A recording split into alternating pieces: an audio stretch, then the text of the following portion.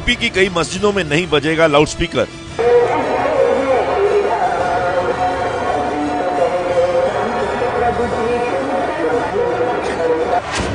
कई मंदिरों में नहीं सुनाई देगी भजन कीर्तन की आवाज।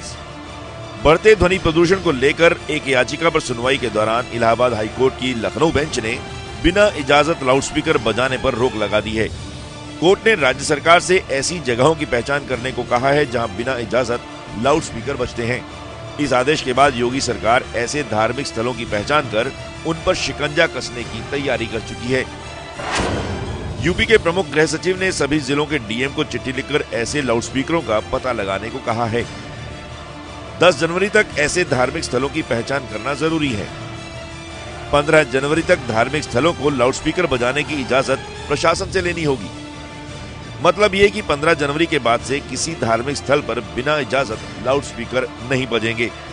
इस फैसले को लेकर अलग अलग धर्मों के लोगों की राय अलग है, लेकिन सबसे पहले स्वामी स्वरूपानंद सरस्वती को सुन लीजिए। तो सबसे पहले तो आप मस्जिद में रुकिए, फिर हमारे यहाँ रुकिए। हाईकोर्ट का आदेश ध्वनि प्रदूषण को कम करने के लिए है, लेकिन ऐसे बयान इसे विवाद की शक्ल दे रहे हैं।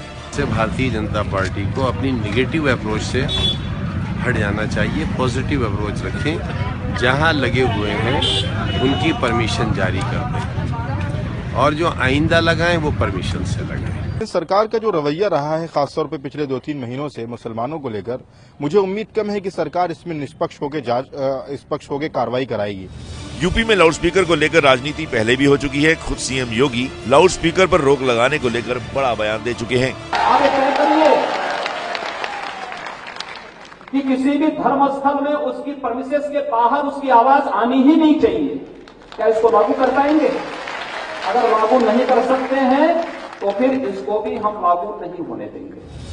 अब हाईकोर्ट के आदेश के बाद एक बार फिर लाउडस्पीकर पर राजनीति शुरू होती दिख रही है। हालांकि हाईकोर्ट ने बारात और जुलूस जैसे आयोजनों में भी हो रहे ध्वनि प्रदूषण को लेकर कार्रवाई करने को कहा है।